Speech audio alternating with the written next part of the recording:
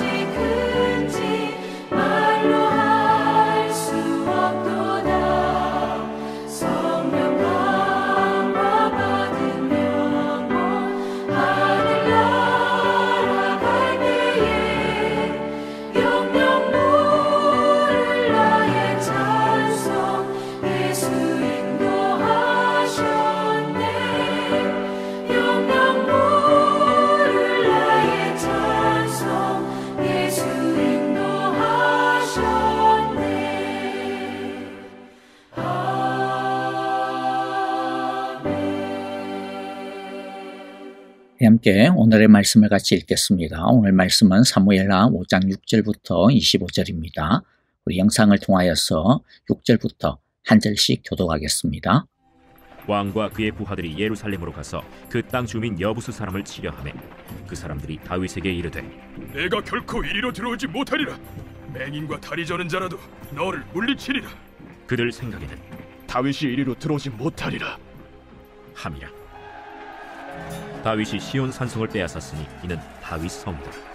그날에 다윗이 이르기를 누구든지 여부수 사람을 치거든 물 깃는 데로 올라가서 다윗의 마음에 미워하는 다리 저는 사람과 맹인을 치라 하였으므로 속담이 되어 이르기를 맹인과 다리 저는 사람은 집에 들어오지 못하리라 하더라. 다윗이 그 산성에 살면서 다윗 성이라 이름하고 다윗이 밀로에서부터 안으로 성을 둘러싸음이라. 만군의 하나님 여호와께서 함께 계시니 다윗이 점점 강성하여 가니라.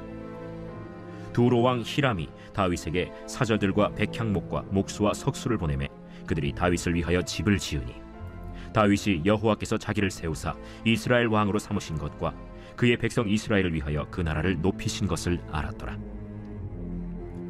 다윗이 헤브론에서 올라온 후에 예루살렘에서 처첩들을 더 두었으므로 아들과 딸들이 또 다윗에게서 나니 예루살렘에서 그에게서 난 자들의 이름은 삼무아와 소박과 나단과 솔로몬과 이팔과 엘리수아와 네벡과 야비아와 엘리사마와 엘리아다와 엘리벨렛이었더라. 이스라엘이 다윗에게 기름을 부어 이스라엘 왕으로 삼았다 함을 블레셋 사람들이 듣고 블레셋 사람들이 다윗을 찾으러 다 올라오매 다윗이 듣고 요새로 나가니라. 블레셋 사람들이 이미 이르러 르바임 골짜기에 가득한지라. 다윗이 여호와께 여쭈어 이르되 내가 블레셋 사람에게로 올라가리이까 여호와께서 그들을 내 손에 넘기시겠나이까? 올라가라. 내가 반드시 블레셋 사람을 내 손에 넘기리라 하신지라. 다윗이 바알브라심에 이르러 거기서 그들을 치고 여호와께서 물을 흩음같이 내 앞에서 내 대적을 흩으셨다 함으로 그곳 이름을 바알브라심이라 부르니라. 거기서 블레셋 사람들이 그들의 우상을 버렸으므로 다윗과 그의 부하들이 치우니라. 블레셋 사람들이 다시 올라와서 르바임 골짜기에 가득한지라. 다윗이 여호와께 여쭈니 이르시되 올라가지 말고 그들 뒤로 돌아서 뽕나무 숲을 맞은편에서 그들을 기습하되 뽕나무 꼭대기에서 걸음 걷는 소리가 들리거든 곧 공격하라. 그때에 여호와가 너보다 앞서 나아가서 블레셋 군대를 치리라 하신지라. 이에 다윗이 여호와의 명령대로 행하여 블레셋 사람을 쳐서 게바에서 겟셀까지 이르니라. 오늘 말씀은 왕이 된 후 다윗이 얼마나 잘 나갔는지에 대해 네 가지의 증거를 보여주고 있습니다. 10절에 보면 하나님이 함께 계심으로 다윗이 점점 강대해졌다라고 합니다. 첫 번째 증거는요, 예루살렘을 정복하는 것입니다. 다윗은 새로운 나라를 위하여 새로운 곳을 수도로 정합니다. 그 대상은 여부스 사람들이 장악하고 있던 예루살렘입니다. 예루살렘은 삼면이 깊은 계곡으로 둘러싸여 있는 지형적으로 방어하기에 굉장히 유리한 곳이었습니다. 그래서 이스라엘이 가나안 땅을 차지하기 시작한 이후로 아마 지금까지 500년 가까이도 아직도 여부스 사람들이 차지하고 있었던 것이죠. 여부스 사람들은 천의 요새인 시온 산성에 대해 자신만만했기 때문에 모욕적인 말로 다윗을 조롱하고 있음을 우리가 6절에서 볼 수가 있습니다. 하지만 다윗은 이들의 자만심을 파고들었습니다. 다윗은 산성으로 향하는 물을 기로 올리는 바위벽이라고 하는 즉 일종의 수로인데요. 이 수도 터널을 통해 산성 안으로 잠입하여 성을 함락시켰습니다. 그리고 다윗은 그 산성에 성을 쌓고는 그 성을 다윗성이라고 했습니다. 그런데 본문에는 아주 난감한 표현들이 등장하여 우리를 당황시키고 있습니다. 그것은 눈먼 사람들과 다리 저는 사람들에 대한 경멸적인 표현들입니다. 이런 표현들은 너무나도 비인격적이고 약자에 대해 모욕적인 그러한 불쾌감을 불러일으킵니다. 그런데 비록 불쾌할 수 있기는 하지만은요, 이런 표현들은 지금으로부터 무려 약 3000년 전의 상황 속에서 나오는 말들이라고 하는 것을 염두에 두시면 좀 이해가 되지 않을까 싶습니다. 눈먼 사람이나 다리 저는 사람은 전쟁을 하는 군인의 입장에서 본다면 절대로 적합하지 아니하는 그런 조건이 이게 되겠죠. 그래서 이것은 상대방이 아무 힘이 없다라고 하는 것을 조롱하는데 아주 적합한 표현으로 사용이 되고 있는 겁니다. 그리고 8절에서 다윗이 여부스 사람들을 일컬어 다리 저는 자들과 눈먼 자들이라고 부르는 것도 동일한 뜻입니다. 여부스 사람들이 먼저 다윗과 이스라엘을 다리 저는 사람들과 눈먼 사람들이라고 조롱했기 때문에 그것을 그대로 여부스 사람들에게 되돌려주고 있는 것입니다. 그렇기 때문에 8절 마지막에 나오는 눈먼 사람과 다리 저는 사람은 왕궁에 들어갈 수 없다라고 하는 그런 속담이라고 하는 이 표현도요, 진짜로 눈먼 사람과 다리 저는 사람을 말하는 것이 아니라 여부스 사람을 일컫는 말이라고 볼 수가 있을 것입니다.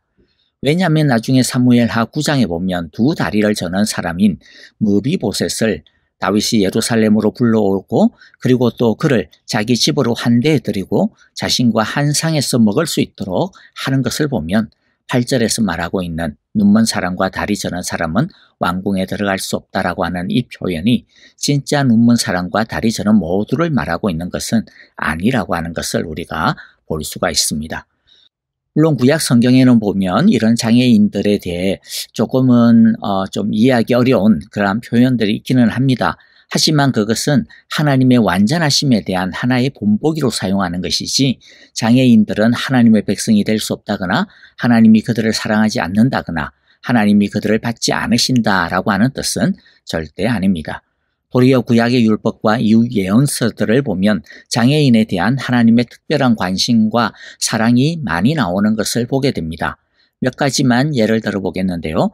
레위인이나 제사장 중에서 장애인들은 하나님을 섬기는 업무를 맡을 수 없다라고 하는 율법이 있습니다. 그런데 그것은 하나님을 섬기는 일이 육체적인 고된 노동에 해당되는 것이기 때문에 장애인들에게 맞지 않아서 배제한 것일 뿐이라는 거죠. 장애인이라고 해서 제사장이나 레위인의 신분마저도 박탈하는 것은 아니었습니다.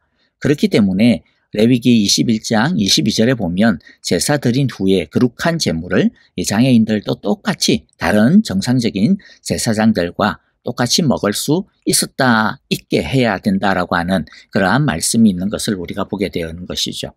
또 출애굽기 4장에 보면 이스라엘의 구원자로 바로에게 보내시는 하나님에게 자신은 말재주가 없어서 합당하지 않다라고 주저하고 있는 이 모세를 향하여 하나님은 장애도 하나님의 주권에 속한 것이며 능력이 되는 것이라고 출애굽기 4장 11절에서 말씀을 하고 있습니다. 또 레위기 19장 14절에서는요. 장애인에 대한 하나님의 각별하신 사랑과 관심을 우리가 보여주는 것을 볼 수가 있는 것이죠. 그리고 이러한 사랑은 예수님에게서 완성이 됩니다. 예수님은 자신이 이 세상의 온 목적이 무엇이라고 이야기합니까? 가난한 사람에게 기쁜 소식을 전하고 포로된 사람들에게 해방을 선포하고 눈먼 사람에게 눈뜸을 선포하고 엉둘린 사람들을 풀어주는 것이라고 말씀을 하고 있죠. 그리고 주님은 이 세상에 계시면서 자기 앞에 나오는 소경들과 전원자들을 아낌없이 모두 고쳐주셨습니다. 그리고 마지막에도 보면 예루살렘에 입성하신 다음 성전을 깨끗하게 청결하시고 나서는 첫 번째 하신 일이 무엇이냐면 마태복음 21장 14절에 보니까 성전뜰에서 눈먼 자들과 다리를 저는 사람들이 예수님께 가까이 왔는데 그때 예수님께서는 그들을 고쳐주시는 것이었습니다. 자, 그러므로 오늘 나온 이 불편해 보이는 표현들 때문에 너무 오해하지 않았으면 좋겠습니다. 자, 두 번째 증거가 무엇입니까? 두 번째 증거는요, 11절에서 12절의 말씀인데, 두로 왕 히람이 다윗을 위하여 새로운 수도인 예루살렘에 궁전을 지어주는 겁니다. 이것은 하나님의 은혜로 강성해진 다윗의 높아진 국제적인 위상을 대표적으로 보여주는 예입니다. 이것은 하나님께서 다윗에게 주시는 격려와 축복의 메시지였습니다. 그래서 12절에 보면 다윗은 이것을 통해 하나님께서 자신을 인정해 주시고 높여 주시며 또 이스라엘을 번영케 해 주실 것임을 분명하게 깨달을 수 있었던 것입니다. 세 번째 증거는요, 다윗의 자녀들의 명단입니다. 13절부터 16절에 보면 헤브론 시대 이후에 예루살렘에 와서 낳은 또 다른 11명의 아들들의 이름이 나옵니다. 13절에서 나오는 예루살렘에 와서 더 많은 후궁과 아내들을 맞아들여서 또 자녀를 낳았다라고 하는 표현이 있는데 이것도 오늘날의 관점에서 보면 이건 또 뭐지라고 또 느껴질 수 있는 상당히 시대착오적인 발상처럼 느껴집니다. 하지만 다시 말씀드리지만 오늘날의 관점이 아니라 이 당시의 관점에서 이 말씀을 읽어야 된다라는 거죠. 그래야 그렇게 이해를 해야 옳다라는 겁니다. 더 많은 후궁과 아내를 맞아들였다라고 하는 것은 그만큼 왕의 권력이 광범위하게 뿌리를 내리게 되었다라고 하는 것을 의미하는 것이고요. 많은 아들들을 낳은 것은 왕조가 견실하게 되었음을 보여주는 대표적인 표현들이라고 하는 것이죠. 그리고 마지막으로 네 번째 증거는요. 영원한 숙적이었던 이 블레셋을 물리친 것입니다. 사울 왕조를 붕괴시켰던 블레셋은 다윗이 전체 이스라엘의 왕으로 오르자 그동안 잠잠했던 침묵을 깨고 이스라엘을 침공해 옵니다. 사울 왕의 사후 7, 8년 동안 이스라엘을 쳐들어오지 않았던 이유가 그럼 무엇일까요? 아마도 정확하게는 성경에 기록이 안 돼 있지만은 그냥 일반적으로 보면 전형적인 제2의 어떤 그러한 전술이 아니었나 싶습니다. 즉 오랑캐로 다른 오랑캐를 치는 전략을 구사했기 때문이지 않을까 싶습니다. 이스보셋과 다윗 이 두 왕조 사이를 이간질시키고 둘이 치고받게 함으로써도 충분히 이익을 거둘 수 있었기 때문이라는 거죠. 그러나 이제 다윗으로 온 이스라엘이 통일이 되고 이전과는 달리 이스라엘에게 블레셋이 더 이상 큰 영향력을 끼칠 수 없게 되자 블레셋은 이스라엘을 압박하기 시작한 것입니다. 블레셋은 옛날 사울 왕을 대파하고 사울 왕을 죽였던 그 전술 그대로 18절에 보니까 르바임 골짜기로 쳐들어와서 이스라엘을 북쪽과 남쪽으로 갈라치기를 합니다. 이에 대응하여 다윗은 하나님께 이 싸움에 대해 여쭙습니다. 하나님의 뜻을 묻고 순종하는 것은 다윗이 평상시에 하나님의 인도를 받는 방법이었습니다. 다윗은 급박한 이 전쟁에 대해서도 19절 첫번에 보면 하나님께 묻죠. 치러 올라가도 되겠습니까? 저들을 내 손에 넘겨주시겠습니까? 이렇게 묻습니다. 그리고 19절 하반부에 보니까 다윗의 이 기도에 대해 하나님은 올라가 싸우라고 하시고 반드시 블레셋을 이기게 해주시겠다라고 약속하십니다. 다윗은 하나님의 응답대로 블레셋을 20절에 보면 공격하죠. 바알 브라심을 통해 쳐들어가서 큰 승리를 거두게 됩니다. 블레셋은 너무나도 다급한 나머지 승리를 보장하기 위해서 자신들의 수호신으로 가져왔던 우상들을 길에 막 버려가면서까지 도망치기에 급급했습니다. 이 장면은요, 블레셋의 우상이 얼마나 무력한지를 보여주는 동시에 하나님의 유능함과 영광을 극적으로 보여주고 또 동시에 예전에 이스라엘이 하나님의 언약궤를 빼앗겼던 것과 대조를 시켜주고죠. 이제는 정반대가 되었습니다. 블레셋의 우상들을 노획했습니다. 하나님의 영광이 이스라엘 가운데 가득 듣고 있음을 보여주고 있는 아주 아름다운 장면입니다. 22절에 보면 물러갔던 블레셋은 절체부심 다시 침공해 옵니다. 아마도 1차 침공보다 훨씬 더 잘 준비하고 더 많은 군대를 동원하여서 쳐들어왔습니다. 2차 침공에 맞서서 다윗이 한 제일 첫 번째 일도 무엇입니까? 이전과 변함없이 한번 이겼다라고 해가지고 교만하지 아니하고 똑같이 동일하게 하나님께 기도하는 것이었습니다. 다윗은 자신의 경험과 전략을 의지하지 않았습니다. 자신의 계획이 있었습니다. 하지만 그 계획을 가지고 하나님께 가서 기도하고 묻습니다. 다윗은 맨 처음 전쟁에 그의 인생에 있어서 제일 처음 전쟁에 나섰을 때가 언제죠? 골리앗과의 싸움이었죠. 그 골리앗과의 싸움, 그 첫 번째 전쟁에서부터 다윗은요, 분명한 전쟁에 대한 믿음, 확신, 신학이 있었습니다. 그것은 전쟁은 사무엘상 17장 47절에 보니까 전쟁은 무엇에 달려있다? 칼과 숫자에 달려있는 것이 아니라 창과 칼에 달려있는 것이 아니라 무엇에 달려있어요? 여호와께 속한 것이다 라는 것이죠. 하나님께 달려있다라고 하는 이 믿음, 이것이 바로 다윗이 처음부터 지금까지 끝까지 전쟁에 대해 가지고 있는 믿음이었습니다. 다윗은 싸움이 있을 때마다 그러므로 하나님을 전적으로 신뢰하고 의지했습니다. 자신이 왕이 되는 전 과정도 사람의 꾀나 경험, 일반적인 상식이 아니라 온전히 하나님의 말씀에 전적으로 헌신했습니다. 다윗은 오직 하나님의 말씀을 수행할 뿐이었습니다. 이번에도 하나님께서는 역시 응답해 주십니다. 그런데 이번에는 저번과는 달리 응답이 조금 다릅니다. 어떻게 달라요? 저번과는 달리 어떻게 싸워야 되는지에 대한 구체적인 전술까지도 가르쳐 주십니다. 첫 번째 응답과 두 번째 응답에는 이런 차이가 있어요. 첫 번째 응답은 싸울까요 말까요? 이길 수 있을까요 아닐까에 대한 하나님의 단순한 대답이 있었습니다. 예스냐 아니면 노냐 이것을 물었는데 하나님은 예스 이렇게 간단하게 대답을 하셨죠. 두 번째 응답은 조금 더 구체적이고 조금 더 세밀합니다. 이것을 통해 우리는 기도 응답에 대해 좀 더 자세히 배울 수가 있는 것 같습니다. 하나는 하나님의 응답은 다양한 방법으로 나타난다라는 것입니다. 어떤 때는 단답형으로 응답해 주시기도 합니다. 첫 번째 응답처럼요. 그렇죠? 하나님은 첫 번째 응답에서 올라가라, 이길 것이다 라고만 말씀해 주셨어요. 어떻게 올라가야 되는지, 언제 올라가야 되는지, 어디로 올라가야 되는지, 어떤 전술을 사용해야 되는지 이런 나머지 구체적인 것들에 대해서는 말씀하지 않았습니다. 나머지 구체적인 것들은 다윗의 지혜와 경험과 능력을 가지고 발휘할 수 있게 해주셨습니다. 하나님께서 응답해 주신다고 해서 우리에게 하나님이 모든 것을 일일이 세세하게 고치 않을 때가 많죠.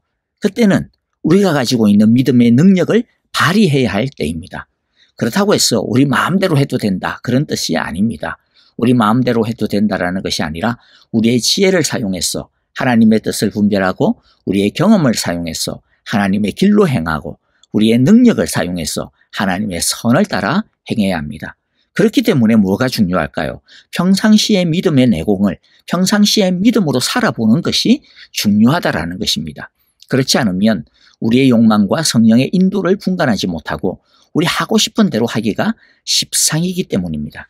두 번째 응답에서 배울 수 있는 것이 무엇입니까? 23절에 보면 다윗이 세우고 있었던 첫 번째 방법이 있어요.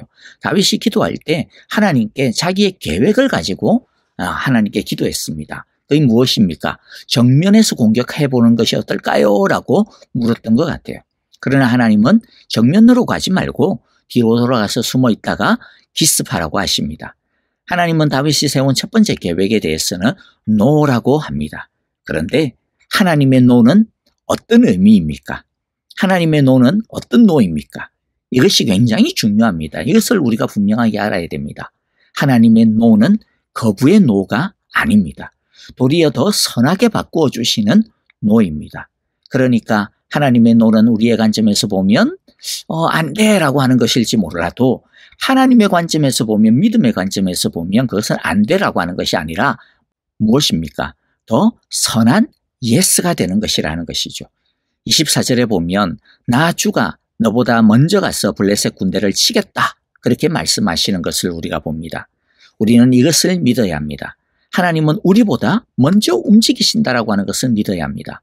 하나님은 우리보다 언제나 먼저 우리를 사랑하심을 믿어야 합니다. 하나님은 우리보다 언제나 먼저 우리를 사랑하시고 인도해 주심을 우리는 믿고 기도하며 살아가야 할 것입니다. 말씀을 정리합니다. 하나님의 말씀을 따라 오랜 기다림 끝에 왕이 된 다윗. 그러나 오래 기다렸다고 해서 결코 늦은 것은 아님을 오늘 말씀은 우리에게 보여줍니다. 왜냐하면 하나님이 함께 하시면 하나님이 먼저 앞장서셔서 일을 이루시고 승리하게 하시고 강성하게 해주시기 때문입니다. 일을 이루시는 것, 강대하게 하시는 것은 하나님이 해주시는 것이기 때문이죠. 오늘의 말씀을 통해 강대해지는 비결은 하나님과 함께 하시는 것이라는 것을 다시 한 번 더 마음에 굳게 새기는 귀한 믿음의 시간이 되시기를 간절히 바라고 기도합니다. 아멘. 자, 오늘 우리에게 주신 귀한 말씀들 마음에 새기면서 우리 함께 찬양하며 기도하도록 하겠습니다. 우리 교회를 위하여, 형제자매들을 위하여, 또 우리 목장 식구들을 위하여 기도합니다. 그리고 또 교회적으로 우리 안수 집사, 권사, 우리 투표하고 뽑는 과정, 주님의 선한 일을 앞장서서 일을 이루시는 하나님의 선한 일을 이루어 주소서라고 우리 함께 기도해 주시기를 바랍니다. 또 우리 선교사님들을 위하여 기도해 주시고요. 또 우크라이나에 속히 평화를 허락하여 주시고 무엇보다도 무너진 그 땅이 주님의 복음으로 부흥의 역사가 일어나게 해달라고 우리 함께 기도하시기를 바랍니다. 튀르키예와 시리아의 대지진으로 인하여 고통당하는 그 땅을 위하여 여러분들 기도해 주시고 그 땅도 하나님을 아는 기회의 시간이 되게 기도해 주시기를 바랍니다. 우리 아프신 성도님들 많이 있습니다. 연로하신 성도님들을 위해서도 기도해 주시고 특별히 지수영 집사님 암치료 주님께서 깨끗하게 고쳐주옵소서. 우리 그렇게 함께 기도하기를 바랍니다. 이제 이 시간 찬양하며 기도하겠습니다.